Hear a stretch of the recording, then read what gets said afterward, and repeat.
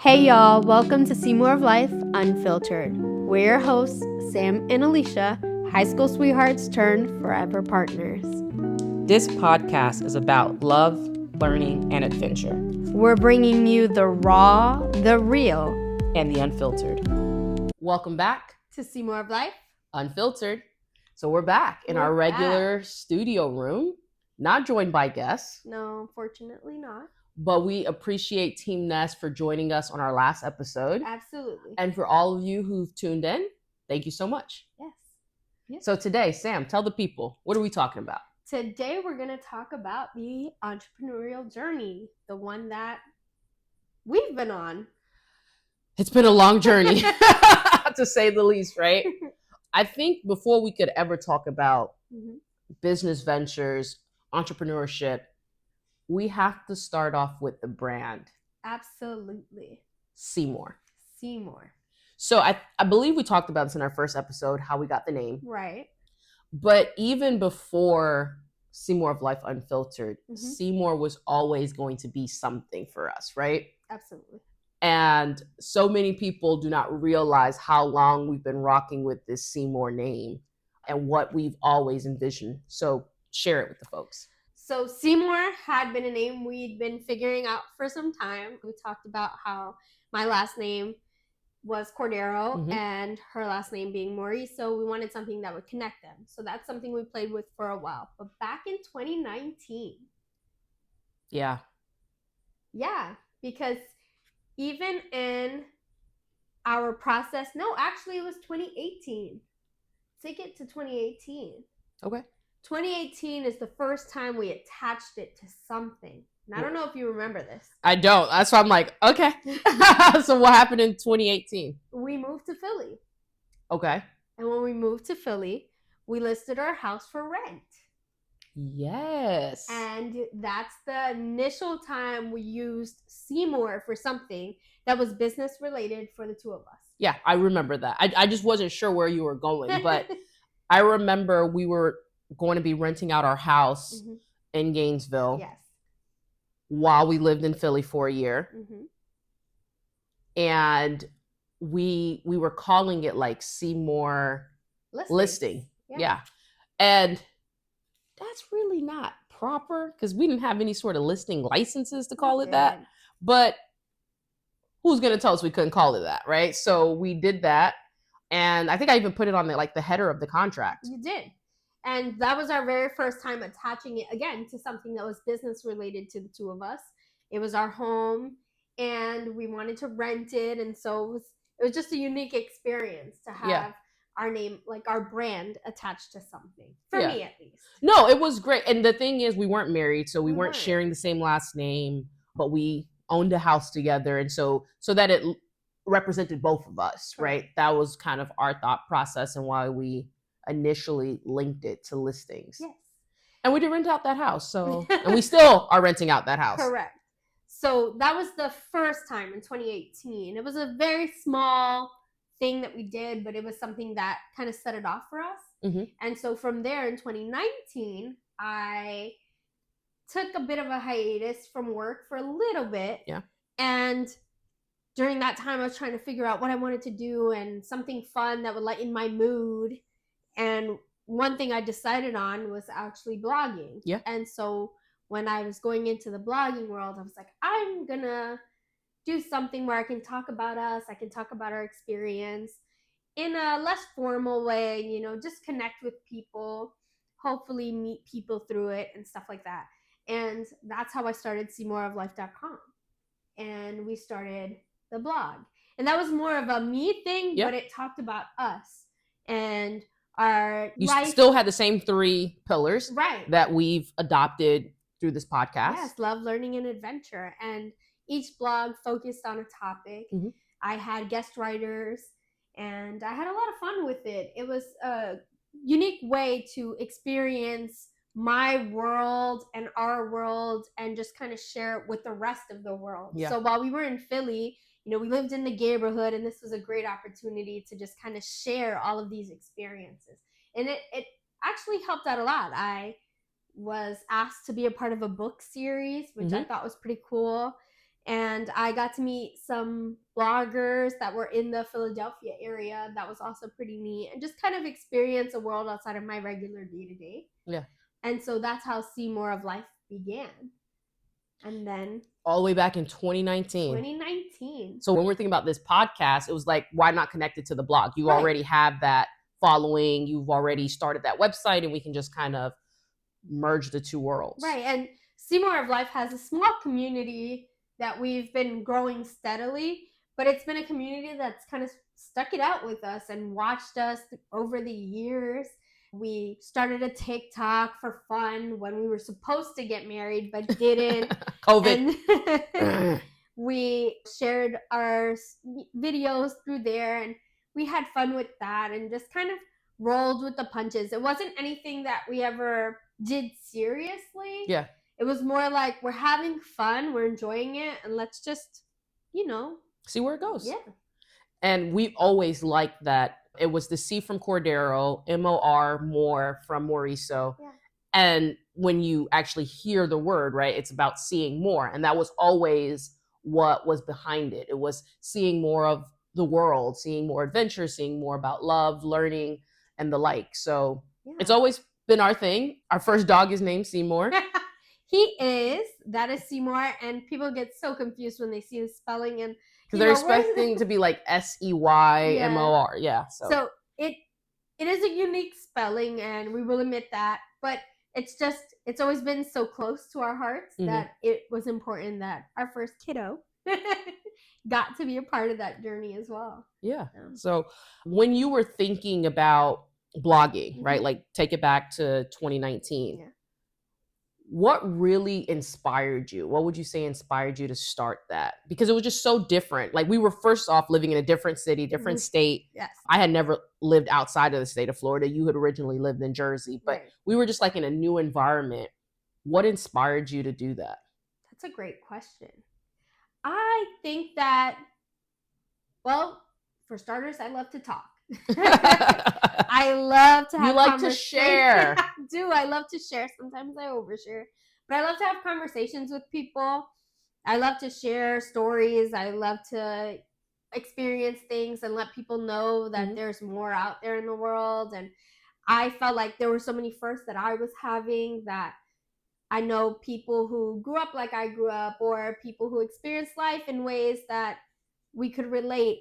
I wanted them to know that certain things were possible. So writing about like coming out, writing about being in love and openly in love, writing about the trips we took that were nerve-wracking, but also experiences that were worth having. Like, all of those things were in the back of my mind, and I just wanted to share. And again, I was in a headspace at that time where it was kind of dark, and I wanted to do something that brought a little bit of light.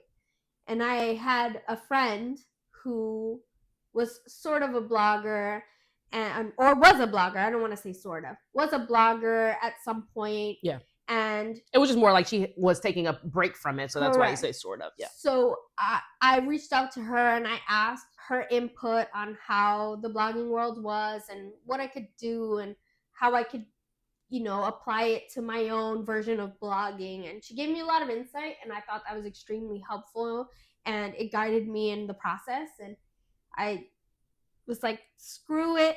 And I purchased my domain, and then I started a website, and I started writing, and I started creating these stories, and then reaching out to friends who shared their stories. And it was really a unique experience. And I think having a friend to push it, having these experiences that I wanted to share, having you that you're like, do something fun, what the hell? All of those things were kind of the push that I needed to start the blog. And again, it was all fun. So like, yeah, it wasn't even like, this wasn't something, usually when people are like, oh, I'm going to start a business, I'm going to start a side hustle, whatever, they're just like trying to think about the money angle, like the next buck that they're going to make, or like this is going to get them out of their 9-to-5 or something like that. And you were strictly doing this just for like a fun experience. Yeah, just to share with people and to build that community. And I think it's important that like entrepreneurship, side hustles, whatever, they don't always have to be like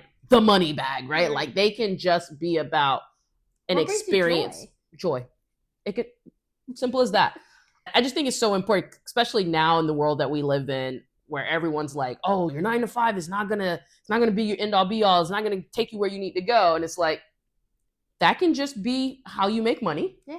And then you can do something on the side. That's a hobby. It's fun. It's, you know, it's something totally different. So I think it's so important to bring that up. With us, did you always think we would have businesses outside of what we do for a living, outside of our careers and what we were going to school for? Absolutely. Why? Well, that was fast. Why is that? Why do you always think that? I always felt like there would be more attached to everything that we did, whether it be that we go the route where we use the Cmor brand for everything that we do, or we start other brands to coexist with Cmor and Cmor of Life.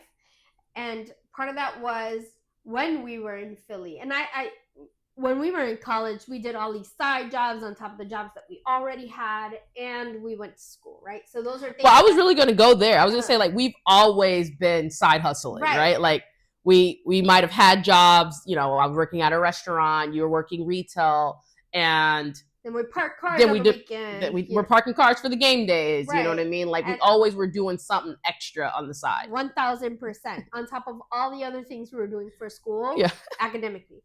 And so, because being a full-time student wasn't enough. Well, it just wasn't. It didn't fill our buckets fully.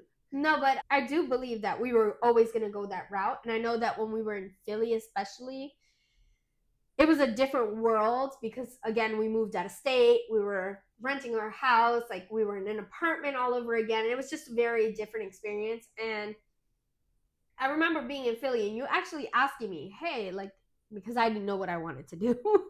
And she was like trying to throw things out there like, does this interest you? What about this? And one of the things was real estate. And she was like, do you want to do real estate? Like, take the real estate exam. Maybe that'll be something that, I do not remember saying you this. You don't? I do not. I do not remember saying this. And I typically have a pretty good memory, but I guess I must have just been like, pick something. Anything that's going to bring you joy. Because, again, I was not in the right headspace at the time. Yeah. And that's why the blog was something that was important to me. But she was like, what about real estate? We have a house, we're renting it. You know, what if you get your license? What if that's something that brings you joy and you really, you know, like it and do well in it? And I sat there and I looked up courses and I went through all these websites of like, what could be the best to get the license? And would I do it in Philly? Would I do it in Florida? Like, what was my world going to look like? And at that time, I was like, this isn't what I want, so I'm not going to pursue it. But it was something she threw out there, right? And I feel like Alisha, who, you know, I went to school and I'm done with that. She loves to say that nonsense. But I am done with school. I really am. Every time something piques her interest and could be a potential side hustle, she goes for it. And real estate is something that could be a side hustle. And so... until you're good at it. Because this is what I mean. Okay. Until you're good at it, then it's no longer a side hustle. That's fair. I feel like it started off as a side hustle.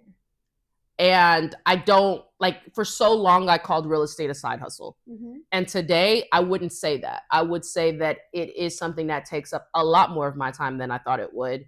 And not in a bad way. It's just, it is time consuming. And I think those who think that it's a side hustle, it depends on how much you're giving to it. And so originally I was like, oh yeah, I'm a full-time attorney. I like real estate. I'm doing this thing on the side.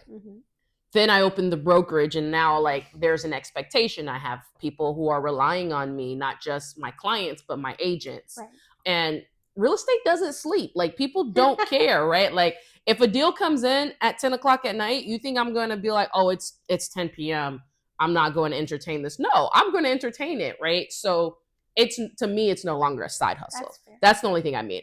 Obviously, it takes time to develop a clientele. It takes time to really find your way in it, just like with anything, right? To this day, I've been practicing law for 7 years and I still feel like I'm finding my way. So with anything, it takes time, but now I just don't consider it a side hustle, especially now that we've added other factors in.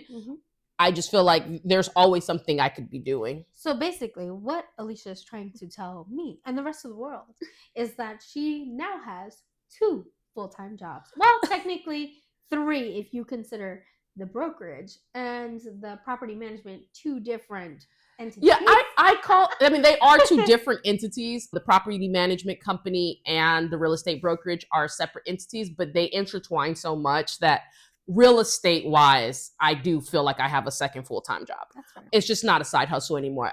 To say that is it's discrediting my time and the work that I put into it. So I really do think that what started off as a side hustle is now an everyday hustle. It's just as much the main as, as practicing law. So she girl bossed way too hard. Yeah, I know. It just like blew up in my face one day, and I was like sitting there and I was thinking like, man, I'm really giving a lot of time to this, and for good reason. So nothing bad on that. It's no longer a side hustle. Yeah. Now, I want to say we kind of discussed this in one of the other episodes, but when you did go into real estate, what was your push, your motivation, So I think it was a variety of things, okay. Right? We had already purchased 2 houses. The first house that we purchased, we were really young. I was just about to start law school, so I was 22. So we were 22. Mm-hmm. We were 22. I feel like we were just going through the process. Like we had a lot of hand holding with our realtor, our mortgage lender. Like they saw us as a young couple, which we were. My mom was involved in the transaction. Mm-hmm. So I felt like that one, there was a lot of hand holding. And I honestly don't think we had educated ourselves in the process. We just kind of went with what other people were telling us. I agree. I think we rolled with the punches. Yeah, we just was like, okay, yep, that sounds good. Yep. You want us to do what? You need what form from us? You need us to fill out this? And we just did it, right? I think the most we had input on was really what we wanted. What we picked. I was literally going to say that. I was going to say, the only thing we actually chose was the house itself, right?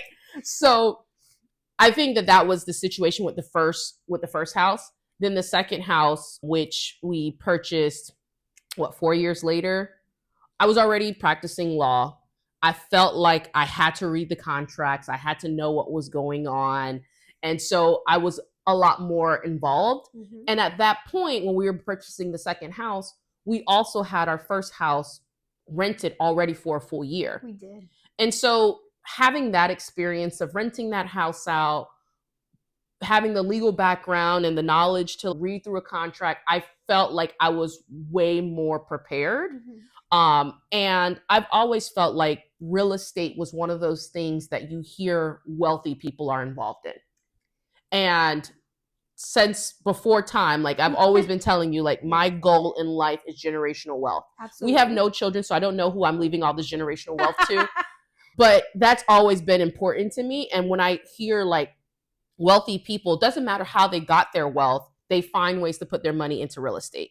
Right. And so for me, I was like, we're always going to get into it. I just didn't know in what capacity. Mm-hmm. Or when. Yeah. Really. Yeah. And so I didn't know if that would just be us purchasing homes and renting them out because that was something we did with our first house, or what it would look like. And then I started doing a little bit of research, and I found out that being an attorney, I didn't have to like take the full course to get into real estate. I could just sit for the exam and like all these other things. And I was like, why not? Like, this just seems like something super simple. Then COVID happened. I was working from home. I had more free time in my mind. Mm-hmm. And so in my mind. Yeah, I know. So it just was a snowball effect. It was like, this is something I said we would get into. I have a way to get us into it. Let's just make it happen. Right. So back in 2019, right, that's when that ball really started rolling. Yeah. We bought our second house in 2019. We did. I felt like I did a lot with that transaction. I didn't really feel like there were aspects of it that I could not have handled had I had the resources to do so. I agree. So it just became a snowballing effect. And I was just like, eventually we got to get into real estate some way, somehow. And this was the way I saw we could crack into it. Yeah. And that's also when, during that process, again, Cmor was something that we carried with us. Mm-hmm. Then I started the blog after having the brand Cmor. I was like, okay, Cmor of life. And then when it came time for you to do the real estate thing, we well, I say we, but really she had her brand as well, and that was Esquire. Esquire. Yeah. So at this point, I'm an attorney, and to me, it was bridging a gap, right? This idea that if you hired me as your real estate agent, you were also getting my legal mind, right? I'm not going to become your attorney, but I cannot get rid of the fact that I have a legal education, right? And so I wanted to find a way to merge those two worlds. And that's when I was like, okay, I'm the Esquire realtor. Okay, now if you're going to do a brokerage, Esquire realty, right? And so playing off of that was important to me just because it showed the education and the value that I was bringing on top of the real estate knowledge. Absolutely. And I think that it was important because it also kind of gave her a bit of an edge, right? Yeah, I think so. Yeah. Yeah.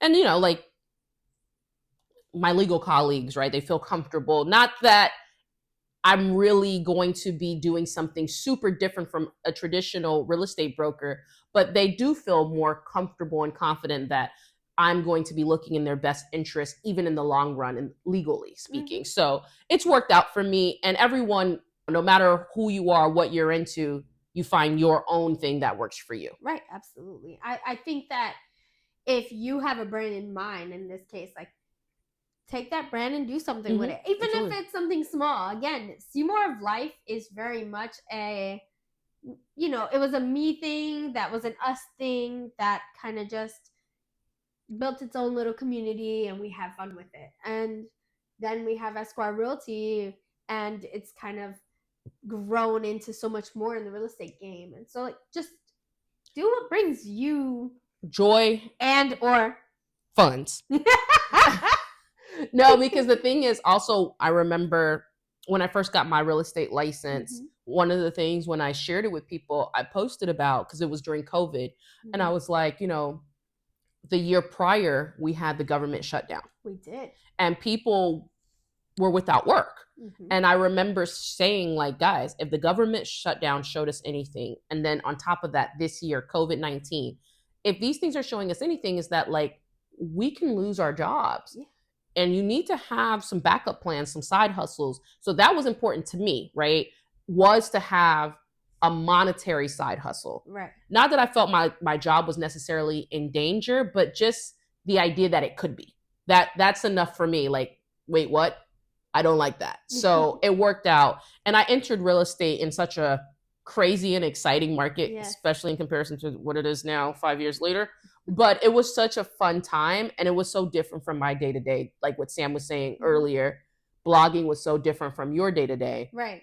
Real estate has always been so different from legal work for me. And so there is joy in both in their own respective ways. Can you go ahead and share a little anecdote about your first deal that kind of set it off?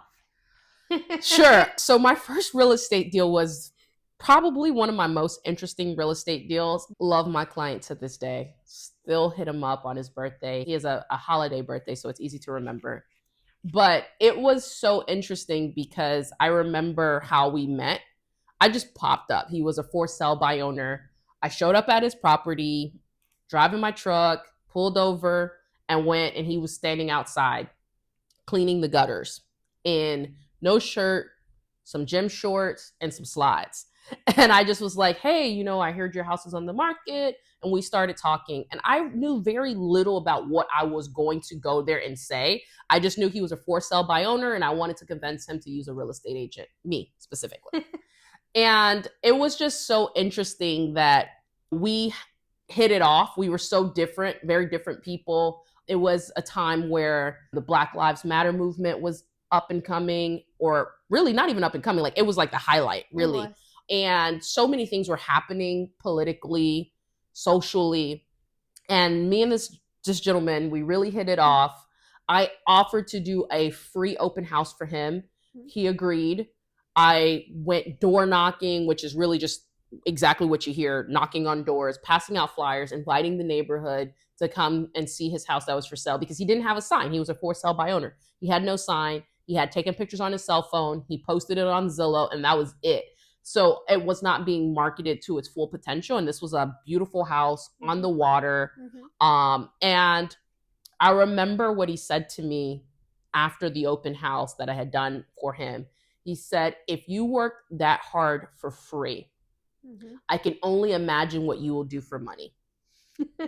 And that has sat with me for the last 5 years. And I think any of us can relate to something like that, right? Like, think about what you can, like what you're doing now for free. Like whether you're a parent doing things for free for your kid, you know what I mean? Like, or an employee who goes the extra mile and does things that are not necessarily getting you paid extra.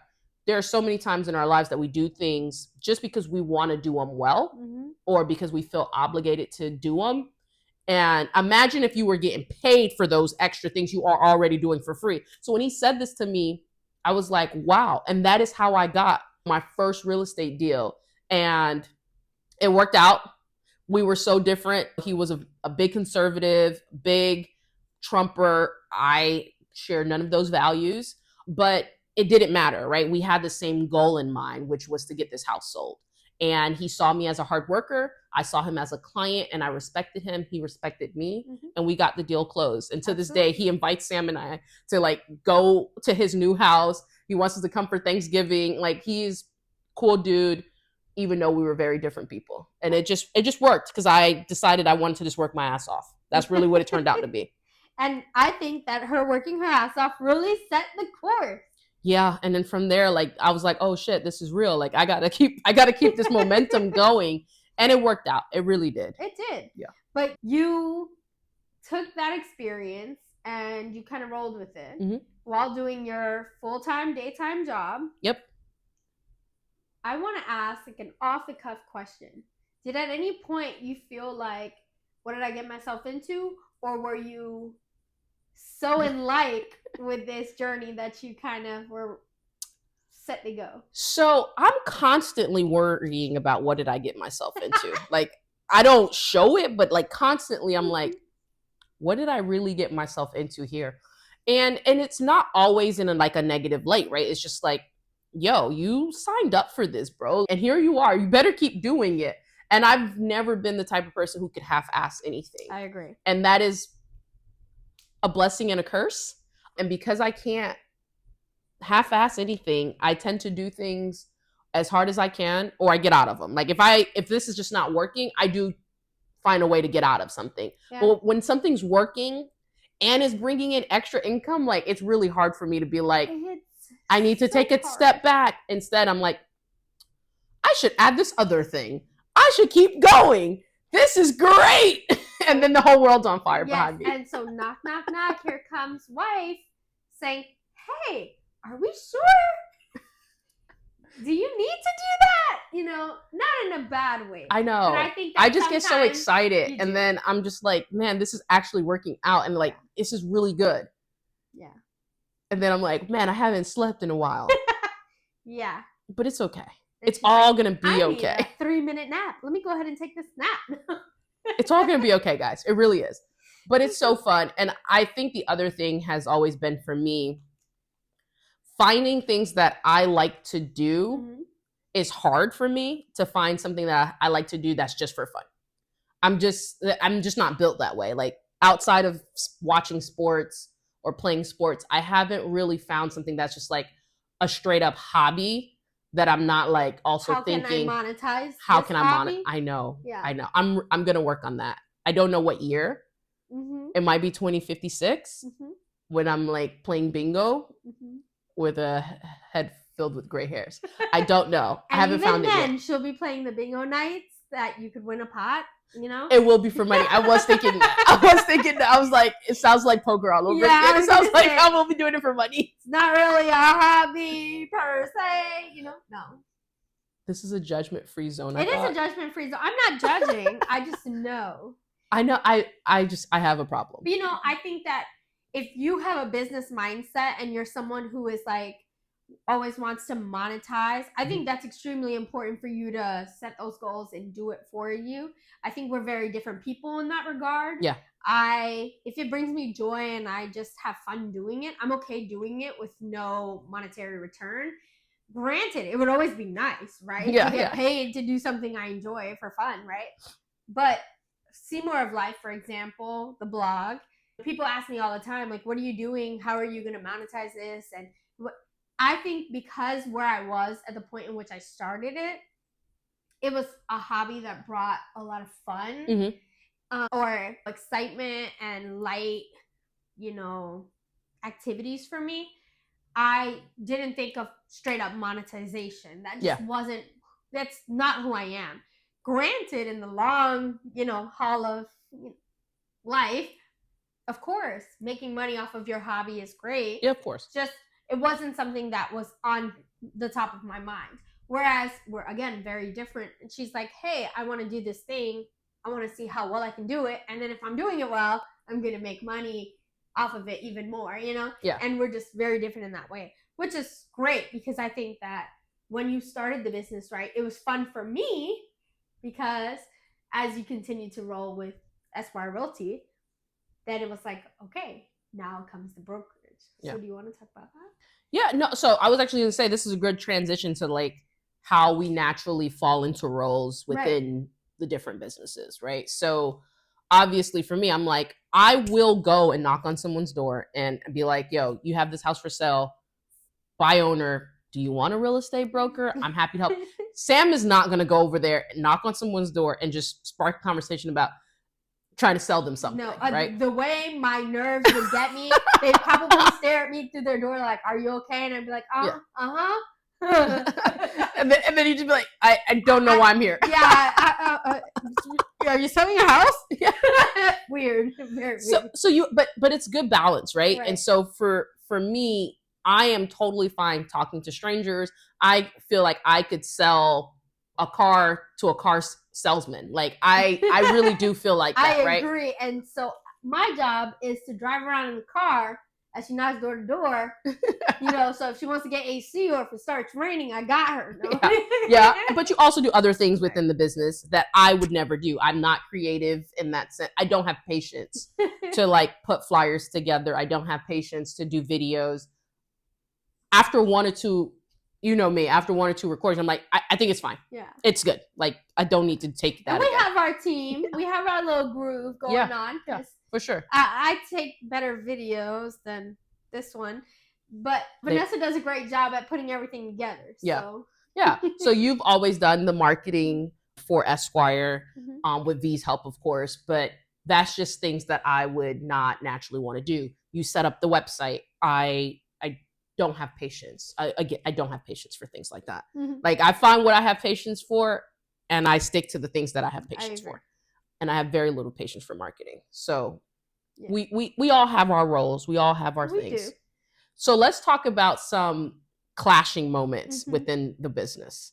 Like what has happened that we had to like grow and learn from? Why are you laughing?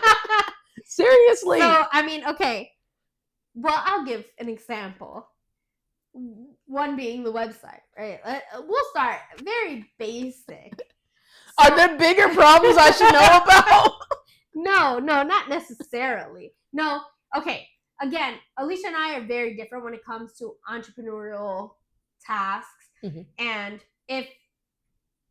when she's doing something and she's like gung-ho on it, it's very step by step. I need everything to be completed on a timely manner with like, if I set this date, that's when, those kind of things. All great. All sounds like me so far. All very great skills to have when you're a leader and when you're someone who is starting a business, right? Yeah. Absolutely agree. Like she said, I'm more of a creative. I go with the flow kind of vibe. But I am also very much, when I am working on things, I follow my deadline.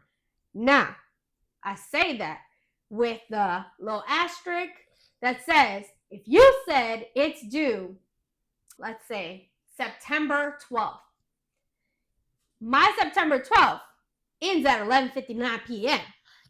Don't ask me for, unless you say I need it on September 12th at 9 a.m. or 7 a.m.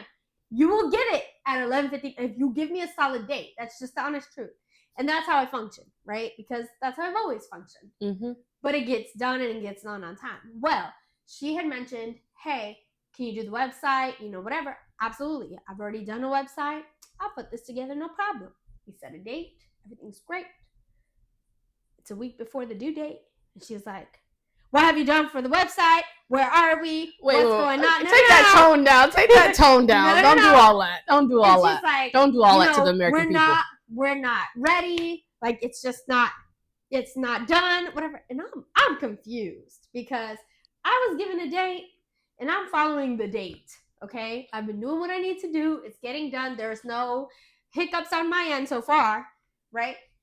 But she's like in panic mode. Again, she's very structured, and in her mind, if she's not doing it, then it's not being done. Continue.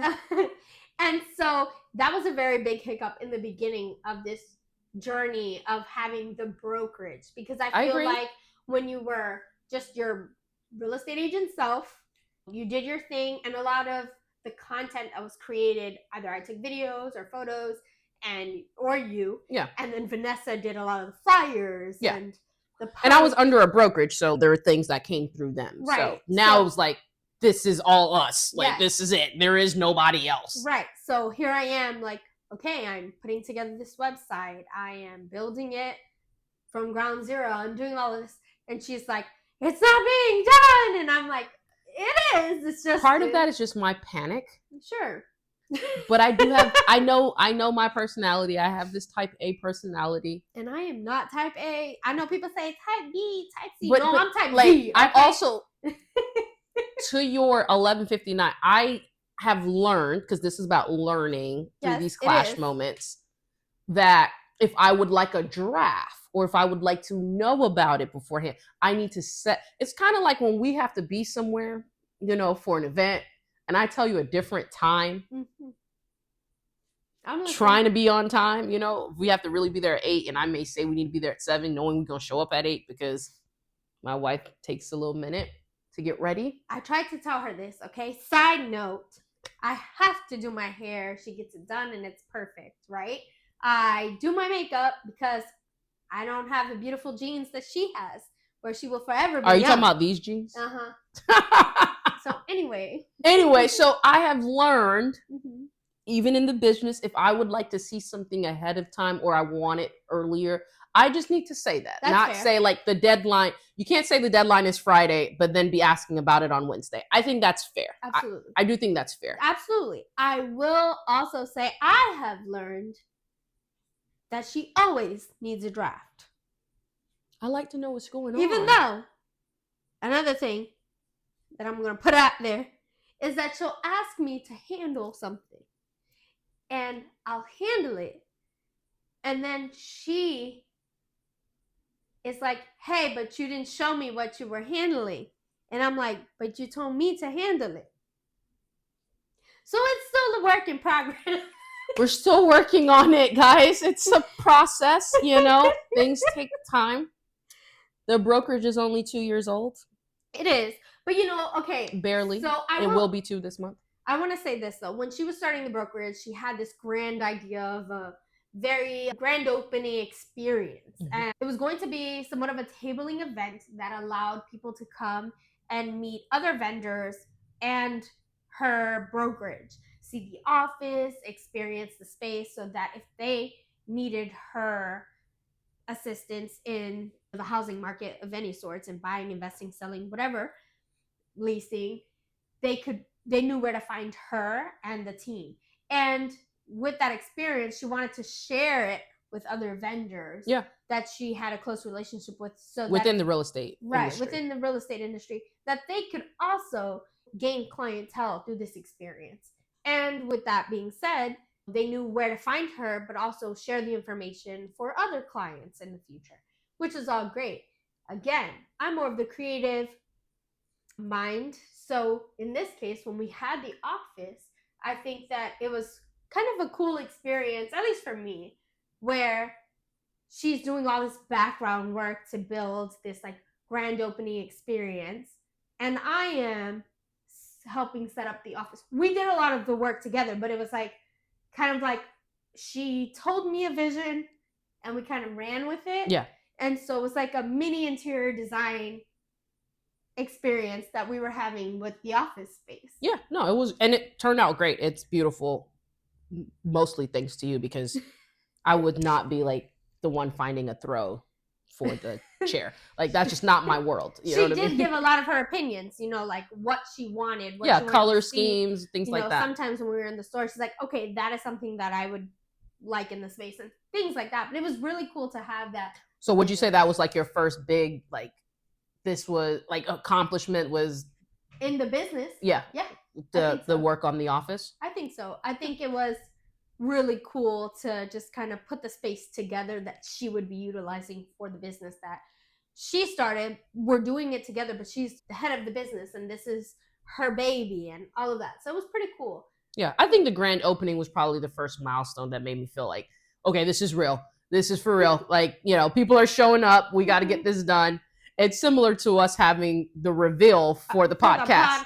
It's like, okay, this is real. We probably got to really put this podcast together because like people that showed up here. We sent out invitations and we're like, party at Casa Mauricio, and then here we are with no podcast because we haven't done anything yet. Yeah. It's always a work in progress at the Mauricio household. You know, we take on these journeys, and it's not just me. Sam likes to act like I just put things on our plate, but the podcast, this was a collective idea. It was a collective idea. It was something we talked about for a really long time, I think, just for fun. Again, I like to do things for fun. Yeah, that's why I don't want to just focus on like the brokerage, but you know, even the podcast was a venture that we did together. And this is for fun, right? This was, it allows us to spend time together, talk about things, reminisce on some stuff. But also kind of share things and hear people's feedback and share what they want to hear too, you know? Exactly. It was a really cool experience. So within like flipping it to the podcast, have there been any big moments that you're like, okay, yeah, we're really doing this thing outside of us having this whole, I will call it a gender reveal because everybody thought we were pregnant when we were revealing what it is we were going to be doing. Outside of that, anything else was like a big moment for you? This studio space, our room within our home that we utilize for events, it just kind of turned into what it is now. But I think that setting it up and then really sitting down and recording, I don't know, I feel like that was like such an invigorating experience because we were sitting, we got dressed up at 10 o'clock at night. I don't know if I shared this story already. I don't think so. You know, I was like, we need to record. I was in the hospital a few days before we were having this party and we're like, we're so behind. And so we're like, you know what? We just need to get dressed and record. And I was like, you know what? We're going to pretend we're going to the club. We're 18 years old again. We're going to the club. We're going to blast the music. We're going to get dressed like we're going out and we're going to make this happen. And we did. It was 10 o'clock when we started filming. Yeah. We're like, just pretend like we're about to go out. Come on. We're going to push through. Take a shot. Yeah, we took a shot. We were like, we're going out. We're doing this. And then we sat down and we talked for an hour. No, I think we had to like cut some of the stuff. We were going for like almost 2 hours in here. Like once we got going, we just was like, let's do this thing. And it flowed and it felt natural. It did. And so I think that, you know, that was like, okay, we can do this. This is fun. This is not a job, you know. No, yeah. We wanted it to be fun. And everyone, once they got the reveal, because again, we sent out these invitations with nothing done. They were like, another thing that you're doing. Yeah. People are concerned for us. Yeah. As they should be. I want to talk about this partnership, right? Yeah. Like, obviously, we have our relationship, we have our marriage. That's number one, right? We have the real estate brokerage. That's something we do together. We have the podcast. We have Cmor of Life. That's something we're doing together. Let's talk about what that looks like and how we're able to, I don't want to call it balancing business versus our relationship, because it's weird to call it that, because these are things that we're doing together. It's all a part of us. But let's kind of talk about that experience and how we have found ways to deal with it. And it's still a learning process, right? Like, we've had our moments where we're like, okay, how are we gonna get through this? You know what I mean? So I think it's important to share some of those hurdles as well. Okay. How has being in business together, how would you say it has impacted our marriage? I think that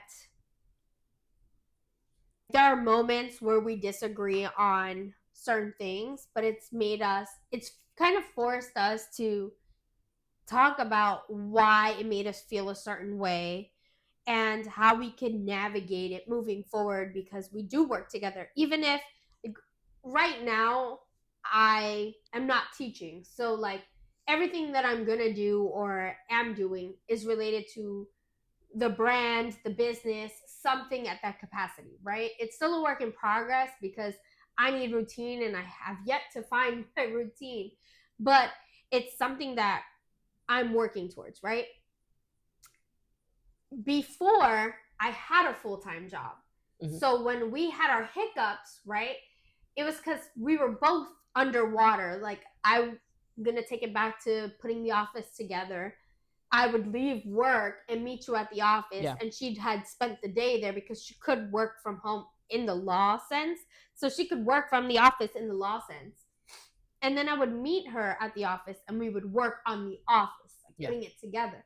And those days were exhausting. They're tiring because you're up all day and then you're basically doing DIY projects. Yeah, putting things together. Yeah, it's fun. But then, after a certain amount of time, you're like at each other's throats because you're like, all right, my feet hurt and I want to go. And the other person's like, we're not done with this, So I think that those experiences kind of forced us to just be open about like what is affecting us, even something as small as but as big as the website, and realizing that I was on a timeline and I hopefully met that deadline.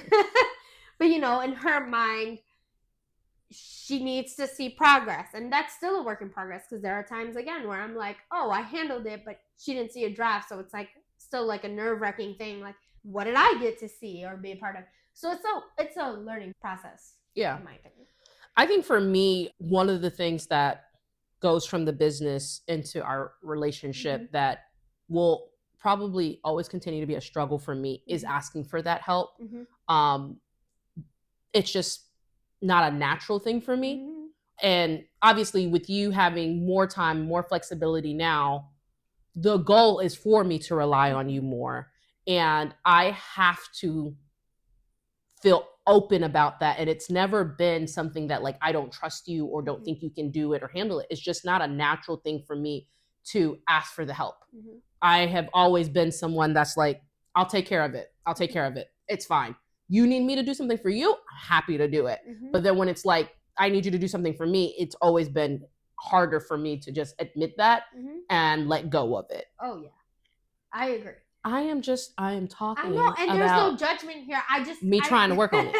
I do think that, and this, I've heard it from others when they've worked with their spouse at some capacity, it's been trouble for them because of the fact that one person wants things a certain way and the other person wants it their way, or they see a different route and whatnot. And I think that we are very different thinkers, and I understand how she thinks in the sense that certain things need to be a certain way at a certain time, and it's not perfect. I understand it, but because I think so differently, sometimes I'm like, okay, well, there's a different way, but or again, 11:59 p.m. is still the day, right? So that is a work in progress. Yeah. And I think what I've realized is that there are instances where, because of the way that I tend to want things done, or I've been doing a lot of it differently and on my own for so long, that now you having more time to be a part of it, there's kind of this conflict of, no, there are times where I'm like, I don't need you to ask me that, right? Like do it your way. That's totally fine. You can do it. I trust you. I don't need to see every component of it. And then there's the back end on your end where you're like, okay, what do I need to show you and what don't I need to show you? What can I just move forward on and make a decision on myself? And so it's a work in progress. It is a work in progress. And I'm going to use a recent flyer that we had because that was one of the times where you were like, okay, you're here, you're doing this, you handle it. And so I was on a work call, I would like to call it, with our executive assistant, and we had this plan. She had developed this flyer. We had talked about what we wanted. We generated our photos from what I've had and all of this content I've taken. And then we're like, all right, we're ready. We're good to go. And she looks at it because she didn't get her final approval. And she was like, but I like it like this. And I like to have this. I understood that situation. And again, I'm totally fine with you guys being in charge of that. That really wasn't to me more of something that I felt like I needed to see a draft or I needed approval. I actually felt like that was missing some of the key things we typically put in. So it wasn't really so much that I'm like, I need to see it before it goes out. When I did see it, I was like, but guys, why don't we have some of the stuff we typically include? And again, this was something where we're like, okay, we're starting something different. We have this plan. We're focusing on different aspects. And she wanted her traditional setup and things. So they're calling me a boomer. We did. Because we're like, we were trying to change it up. But, we realized, again, she likes things a certain way. And so we pivoted and we made it happen in that way. But it's just that learning process. It's a learning curve. Yeah, she has her specific needs and wants in her. And I want to say this too. There are times where I would say, well, your business, right? And she would say to me, why do you keep saying that? And it's our business. And I agree, it's our business, but it's her baby. So it's like, I say her business, but it's her baby. It's her thing. So the things that she wants or requires or needs, that's because it's her baby. So we want to make it right for her and what she wants to put out in the world. Yeah. I think that's fair. It's something that I started off doing solo that has blossomed into something that does deserve and require a full team effort. And now it's just, again, because 1 minute it just starts to snowball. It was like, okay, I'm doing this solo thing. That's just like a hustle. And now it's like, okay, now this is a full-on business. Obviously, anything that is mine is yours. And I need help with it because it continues to grow, which is exactly what we want. Right. And now it's not a solo thing. It's a full service, full team, full effort. Mm-hmm. So what would you say to someone, a couple or an individual who wants to start a business or a brand or has an idea and just doesn't know what to do to put it out there? I would say go for it. But I'm a firm believer in writing down your goals with whatever brand or business you want to start. Because if it's something you want to do for fun and joy and as a hobby, don't be upset when you're not making money off of it immediately, right? Yeah. But if it's something you want to monetize immediately, I think that should be the goal. And it should be written down somewhere so you know where you want to go next. And each time you reach that goal, what you want to accomplish after reaching that goal. And I think that's extremely important. Again, mine was a hobby. Hers was a monetized hobby that's turned into a full-time second career, whereas mine is still kind of a hobby. Yeah. But it's something fun, and maybe one day it will turn into more than just a hobby and it will be monetized. But I think those are the goals that you need to set. So yeah. I will say two things. One, and they're like two crazy things, but the first thing is I saw this like on Instagram or something where someone said, take that leap. There are people out there doing it wrong already, right? Because we all have like, in the back of our minds, we're like, I'm not ready yet. I don't know how to do it yet. I don't have the full idea yet. Right. But it's like, just sometimes you just got to take that leap, right? Yeah. Because there are people out there making money off of it and doing it wrong. Or they're out there, they had no idea what they were doing when they started it. And now it's successful and now they know how to do it, right? Like sometimes. Fake it till you make it. I mean, you have to, right? And people have children all the time and have no idea how to raise one. But then they survive. They survive. You know, they're alive, right? The first time you have a kid, you didn't know what you were doing. Nope. Now all of a sudden you're like, oh, the second one, they can eat dirt. It's fine. It's good for their immune system, right? Treat it like that. Yeah. You know, just take that leap. Hey, you're here. The second thing I will say, and it's crazy, Oh, and it actually comes from a reel that Vanessa just sent us. Oh, that was like you guys with the podcast. So and it goes to your point too, Sam. You said write it down. We wrote down that we were going to start this podcast this year. Yep. I said, let's pick a date. We picked a date. We did. That we were going to launch the podcast. Yeah. This was something we decided like in January. Yeah. That we were going to launch a podcast in July. Mm-hmm. We picked a date. We wrote it down. Yes. We told people about it. Not that we told people we were going to do a podcast, but we told people about the date. So now that held us accountable. It did. Right? We needed to have something happen. We did. I'm not saying you should take this route, but hey, listen, find something that makes you commit. Yeah. So if it's writing it down, if it's telling people about it, even if it's not telling them exactly what it is, but like, hey, expect something on this date. Now you have no choice but to make it happen. Yep, put it out there. You know what I mean? It's like if a professor tells you something is due on a certain day, like you might not start it till that morning, but you know it's due that day, so you're going to get it done. Period. Right? So even if you're a procrastinator, you've told someone it's going to be done on this date, you got to get it done. Yeah. So I mean, just go for it, write it down, do whatever it takes to make it happen, and recognize that like it's not going to be perfect in the beginning. Nope. Like things will go wrong, and every day you should be learning anyways and evolving. So you can only make it better, but you can't make it better if you never start. I want to frame that quote. I just made it up. So people take what you will with that. Note, baby. Take note. So any last thoughts you want to leave the folks with? I think she wrapped it up very well. Take that leap and hold yourself accountable and write it down. Like, just make it happen. Make it happen. Yeah. Take note and make it happen. And as the young people do, clock it. Is it this way? I don't know. Wrong, but it's one of these. And with that, thank you so much for seeing More of Life Unfiltered. Goodbye. Goodbye. Thanks for sharing this moment with us on Cmor of Life Unfiltered. If you felt a spark, learned something new, or just laughed along, hit follow, leave a review, and share this with someone who needs it.